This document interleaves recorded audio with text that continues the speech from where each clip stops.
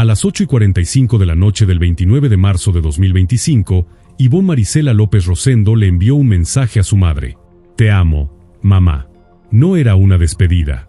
Era una frase cotidiana, de esas que no parecen anunciar nada. Minutos después, su madre respondió. Te amo, Ivonne. Pero Ivonne nunca leyó ese mensaje. Horas más tarde, una cámara de seguridad la captó entrando a una vivienda en la colonia Pedregal de Santo Domingo, en la alcaldía Coyoacán, Ciudad de México. Fue la última vez que se le vio con vida. 2 días después, su cuerpo fue localizado en un camino de terracería en Xochocotla, Morelos, a más de 100 kilómetros del lugar donde había comenzado aquella noche.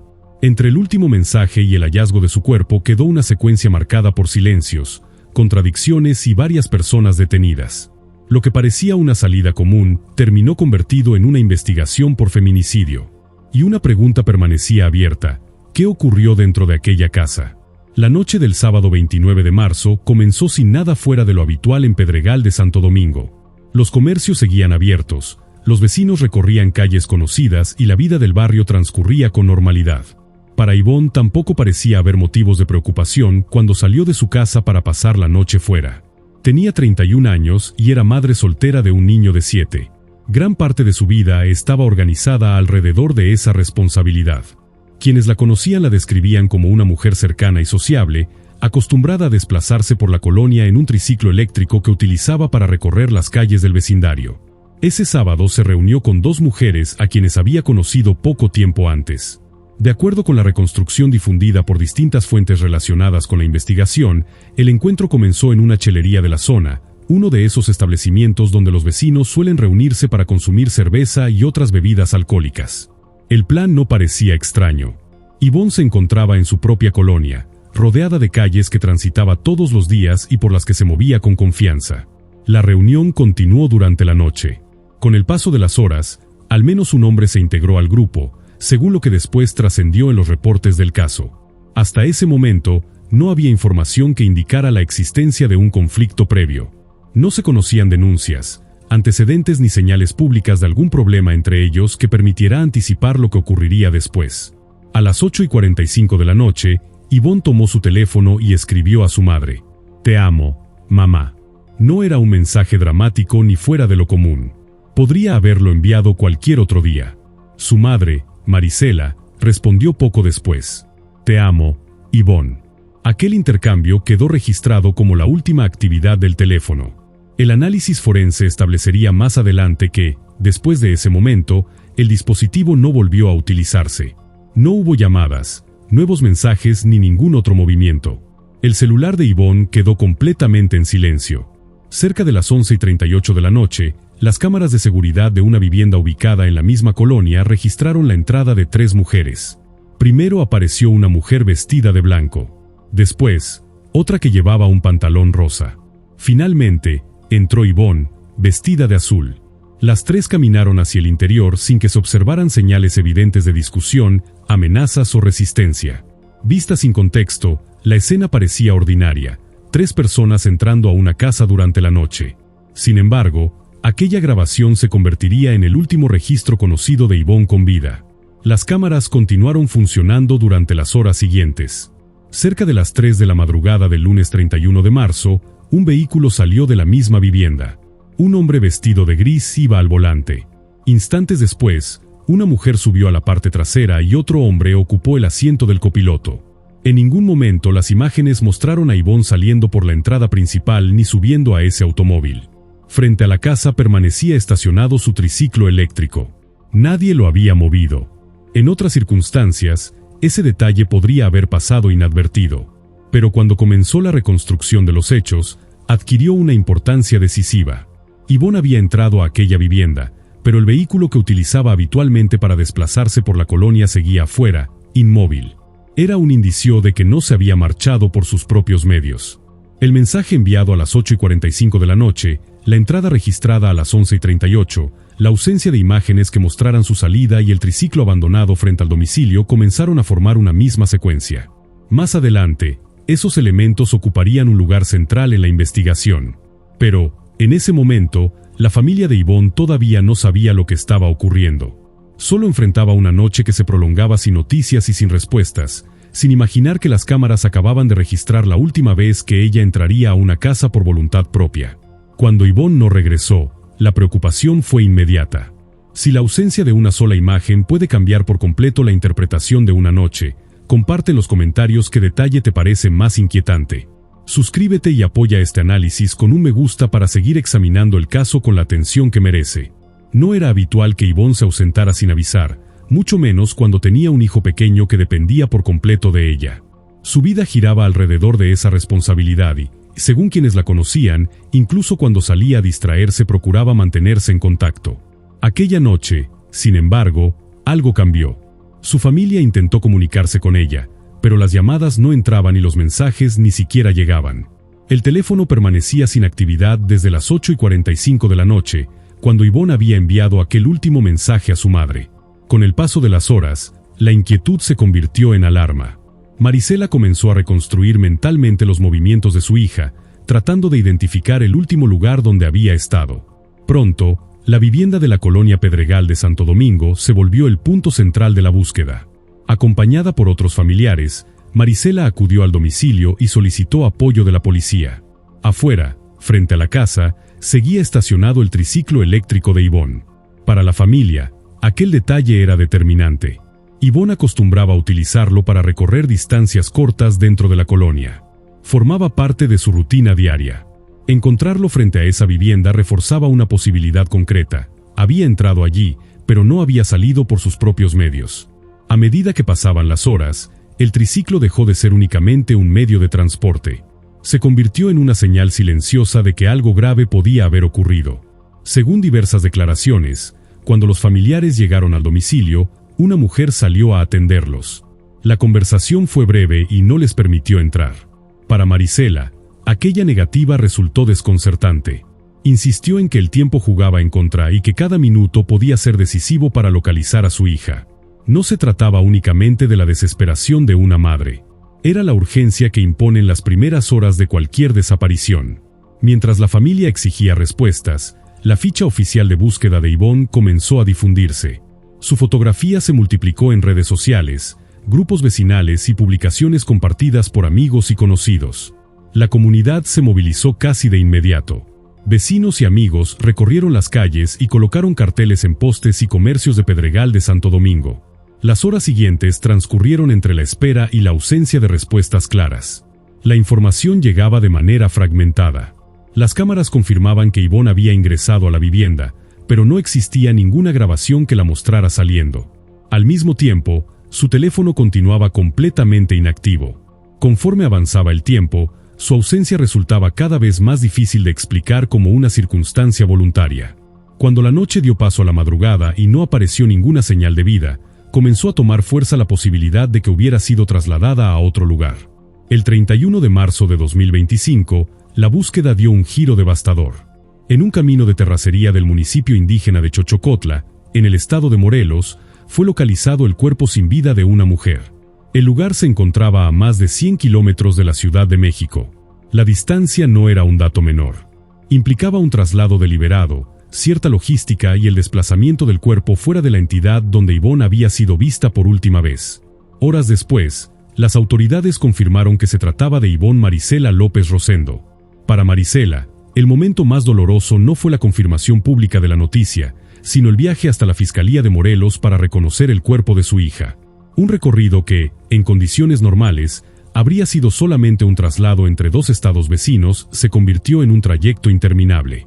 En declaraciones posteriores, Marisela explicó que no era de esa manera como deseaba llevar a su hija de regreso. Sin embargo, dentro de una situación irreparable, recuperar su cuerpo le proporcionaba una mínima sensación de paz. Era, al menos, una certeza frente a la angustia de no saber dónde estaba. El 3 de abril, la misma colonia que días antes se había llenado de carteles de búsqueda se reunió para despedirla. El velorio se realizó en Pedregal de Santo Domingo, rodeado de flores blancas, aplausos y lágrimas. De acuerdo con el testimonio de su madre recogido por el periódico El Universal, Yvonne era una mujer alegre, cercana y muy querida. Marisela recordó que ambas habían hablado en otras ocasiones sobre envejecer juntas y no separarse nunca. Aquella promesa, tan común y profunda entre una madre y su hija, quedó destruida por una violencia difícil de comprender. Pero la despedida no significó el cierre del caso. Por el contrario, marcó el comienzo de una exigencia pública de justicia. La distancia entre Coyoacán y Xochocotla dejó de ser solamente geográfica. Se convirtió en la línea que conectaba la última imagen de Ivonne con vida y el lugar donde terminó su búsqueda. En el centro de la investigación continuaban los mismos elementos: la vivienda, el triciclo estacionado frente a ella y el teléfono que había dejado de registrar actividad a las 8:45 de la noche. La Fiscalía General de Justicia de la Ciudad de México identificó formalmente a las dos mujeres que habían estado con Ivonne la noche de su desaparición, Luisa N. y Juliana N. Ambas fueron detenidas y puestas a disposición de la justicia por el delito de desaparición cometida por particulares. Según la información difundida por distintos medios de comunicación, la imputación contra Luisa N. y Juliana N. era grave. La hipótesis inicial del Ministerio Público sostenía que Ivonne había sido privada de la libertad y que ambas mujeres podrían haber participado directamente en esos hechos. Sus detenciones representaron el primer avance concreto de la investigación.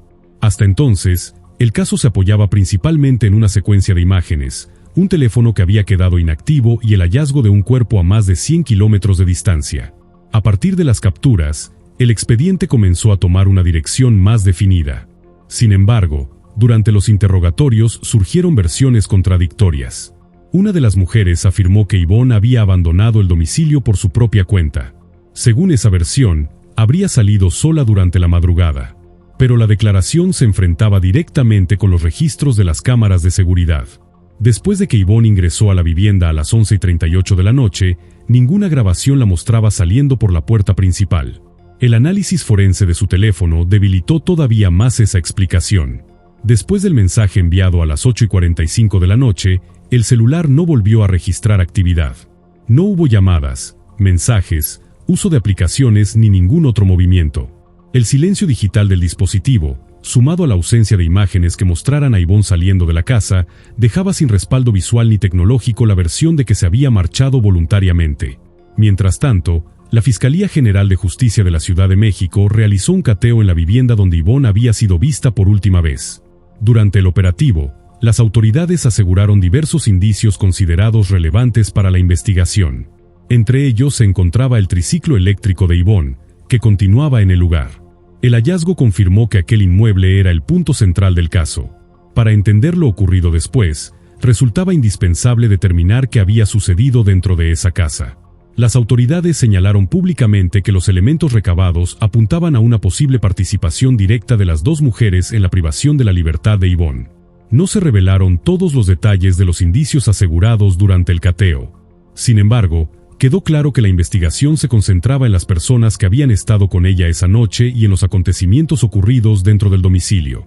A medida que avanzaron las indagatorias, también surgieron referencias sobre la posible participación de al menos un hombre en el traslado del cuerpo hacia Morelos.